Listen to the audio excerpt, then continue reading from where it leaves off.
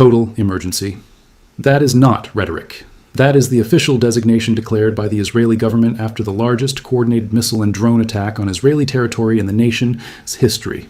Wave after wave of Iranian projectiles, hundreds of drones, dozens of ballistic missiles, launched simultaneously from Iranian territory, from Iranian proxies in Iraq and Syria, from Hezbollah positions in Lebanon. A saturation attack designed not to hit a single target, but to overwhelm Israel's layered missile defense system through sheer volume. And it worked, not completely, not catastrophically, but enough projectiles got through that Tel Aviv experienced impacts. Residential areas hit, infrastructure damaged, casualties reported. For the first time since the Gulf War in 1991, Israeli cities faced sustained incoming fire that the defense systems could not entirely stop. And the declaration of total emergency is not just a response to the attack. It is preparation for what comes next. Because Iran has signaled through this attack that the rules have changed, that the shadow war, the covert operations, and the plausible deniability and the calibrated strikes designed to avoid full escalation is over. That Iran is now willing to fight openly, to accept casualties, to target civilian areas, and to sustain a prolonged campaign even if it means devastation on both sides. This is the war that everyone feared, the war that diplomats spent decades trying to prevent. And it is happening right now. Let me explain what just occurred and why it represents a fundamental shift, not just in the Israel-Iran conflict, but in the broader Middle Eastern order and in the global balance of power that depends on Middle Eastern stability. For years, the conflict between Israel and Iran was fought in the shadows. Israeli airstrikes on Iranian assets in Syria, Iranian-backed militias attacking Israeli positions, assassinations of Iranian nuclear scientists, cyber attacks on Israeli infrastructure, sabotage of Iranian centrifuges. The conflict was real. People died. Billions of dollars were spent, but it was contained geographically to third-party territories like Syria and Iraq, contained in intensity to avoid direct strikes on the homelands, contained politically to preserve deniability and to prevent the kind of total war that neither side believed it could win without catastrophic cost. This containment strategy worked as long as both sides believed that escalation was more dangerous than restraint. That belief is now gone.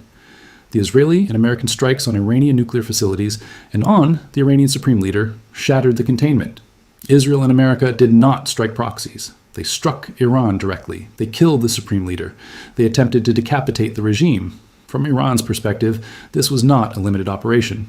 This was an existential attack, an attempt to destroy the Islamic Republic. And existential attacks demand existential responses.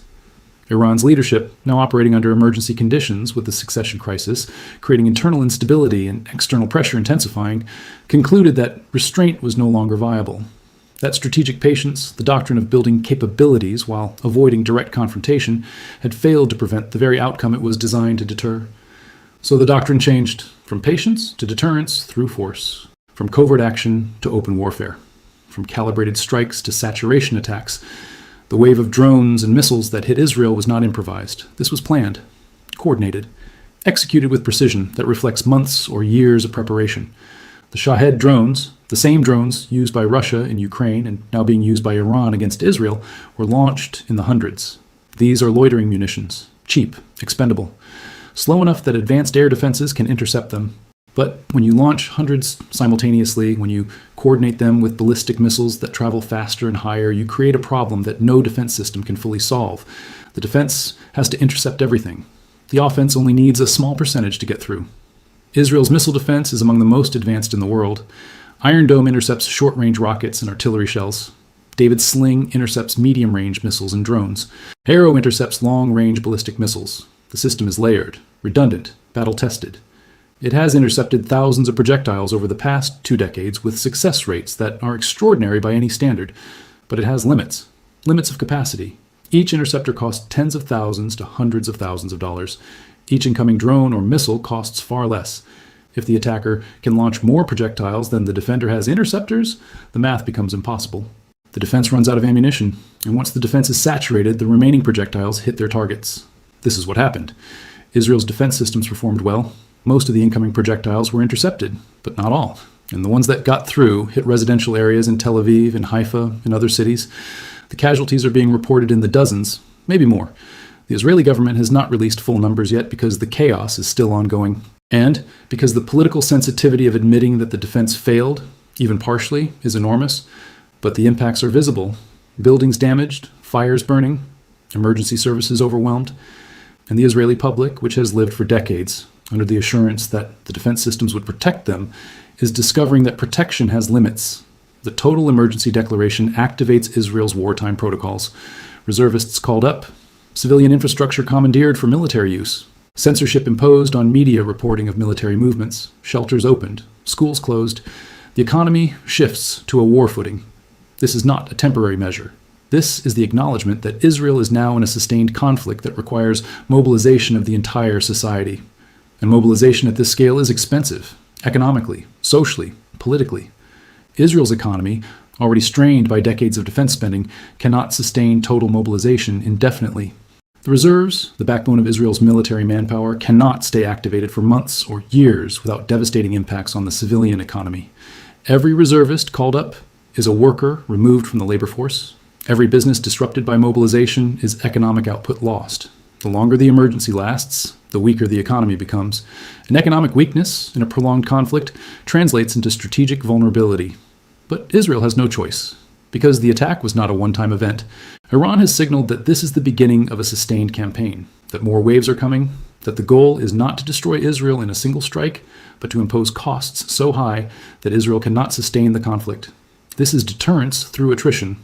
Iran cannot defeat Israel militarily in a conventional sense. Israel's military is more advanced, better trained, better equipped. But Iran can make the cost of war unbearable, can force Israel to spend billions on defense, can disrupt the economy, can create domestic political pressure for a ceasefire. And if Iran can sustain the attacks longer than Israel can sustain the defense, Iran wins by not losing. The multi-front dimension makes this worse. Hezbollah, Iran's proxy in Lebanon, has increased activity along Israel's northern border. Not a full invasion, but rocket attacks, artillery fire, raids, enough to force Israel to defend two fronts simultaneously, fighting Iran from the air and fighting Hezbollah on the ground. This divides Israeli resources, divides attention, creates vulnerabilities. And if Hezbollah fully activates, if it launches the tens of thousands of rockets it has stockpiled in southern Lebanon, Israel faces a scenario where the northern cities, Haifa, Tiberias, even parts of Tel Aviv, are under sustained bombardment that the defense systems cannot fully counter. Israel would be forced to invade Lebanon to destroy the rocket stockpiles. And a ground invasion of Lebanon, given the experience of 2006, is a nightmare scenario that Israeli military planners want to avoid but may have no choice but to execute. The international response is fractured. The United States supports Israel. Publicly, unequivocally. The Biden administration has reaffirmed security commitments. The aircraft carriers are in the region. The munitions are being resupplied. But domestic political support in the U.S. is not unanimous.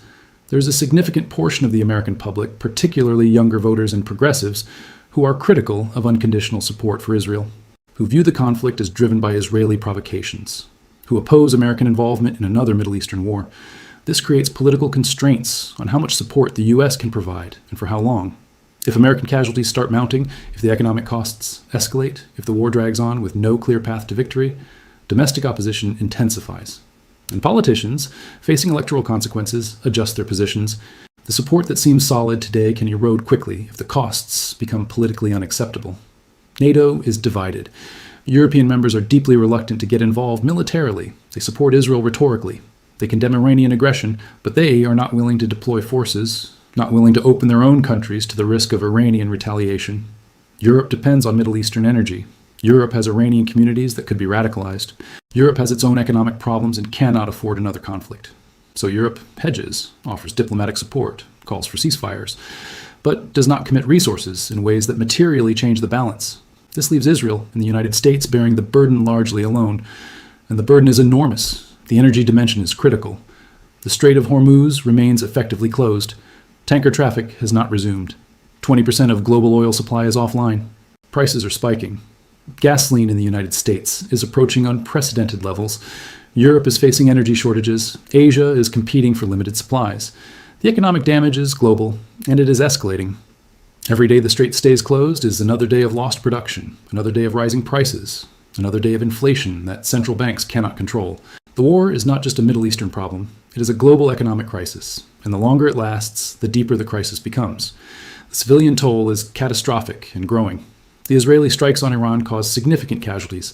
Exact numbers are disputed. Iranian state media claims thousands. Western intelligence estimates hundreds. but the numbers are large enough that the images are circulating. Images of destroyed buildings, of families pulled from rubble, of hospitals overwhelmed. These images create political pressure inside Iran. Not pressure to surrender, pressure to retaliate, pressure to avenge. The Iranian public, whatever their feelings about the regime, does not want their country bombed with impunity. And the regime, facing internal legitimacy questions in the wake of Khamenei's death, cannot afford to appear weak. So the cycle continues. Israel strikes Iran. Iran retaliates against Israel. Civilians die on both sides. The hatred deepens. And the possibility of a negotiated settlement, already remote, becomes impossible because neither side can politically justify compromise after the losses they have sustained. This is total war emerging in real time, not the total war of World War II with millions of soldiers and continent-spanning offensives, but total war in the sense that the entire societies are mobilized, that the economies are on war footing, that the political systems are consumed by the conflict, that normal life has been suspended indefinitely. And total war, once begun, is extraordinarily difficult to end. Because ending it requires one side to accept defeat, or both sides to accept a compromise that neither side as domestic politics can tolerate. Israel cannot accept an Iran with nuclear weapons, or with the capability to rebuild the nuclear program. Iran cannot accept regime change or permanent subordination to American and Israeli military pressure. These positions are incompatible. And incompatible positions, in the context of total war, produce conflicts that do not end until one side is destroyed or until exhaustion forces a ceasefire that resolves nothing and sets the stage for the next round. The declaration of total emergency in Israel is not just about the current attack. It is about the recognition that the war has entered a phase where there is no quick resolution, where the costs are going to be measured in years rather than months, where the economic damage, the social disruption, the political instability, all of it compounds until something breaks. Either the Iranian regime breaks under the pressure of sustained strikes and internal opposition, or the Israeli economy breaks under the pressure of sustained mobilization and defense spending, or the American political will breaks under the pressure of domestic opposition and fiscal constraints, or the global economy breaks under the pressure of energy disruptions and supply chain chaos. Something breaks. The only question is what and when. Israel has declared total emergency because the leadership understands that the nation is fighting for survival, not survival in the sense that Iran will conquer Israel. That is not realistic, but survival in the sense that the costs of defending against sustained Iranian attacks could hollow out the economy, fracture the society, and create conditions where the Zionist project, the idea of a secure Jewish homeland, becomes unsustainable. This is the nightmare scenario that has haunted Israeli strategic thinking since the state was founded. And it is materializing not through a single catastrophic defeat, but through attrition, through the slow grinding pressure of defending against an adversary that cannot win but can impose costs indefinitely. The wave of Iranian attacks shaking Tel Aviv is not the climax of the war. It is the escalation that makes everyone realize the war is not ending soon, that the shadow conflict has become an open war, that the restraints are gone, that the rules that prevented total war for decades no longer apply, and in the absence of those rules, in the absence of the mechanisms that contained the conflict, what remains is violence, escalation, and the grim mathematics of attrition, where both sides lose, but one side loses more slowly than the other. Israel has declared total emergency because the alternative, pretending this is a temporary crisis that will resolve itself, is no longer credible. The war is here, the costs are mounting, and the only way out is through months or years of fighting, through economic devastation, through social transformation, through political upheaval, through everything that total war demands from a society that has no choice but to fight because the alternative is worse. This is the Middle East in 2026. This is the war that everyone feared and nobody prevented. And it is going to reshape the region, the global economy, and the international order in ways that we are only beginning to understand. The total emergency is not just in Israel. It is global. We just do not all recognize it yet.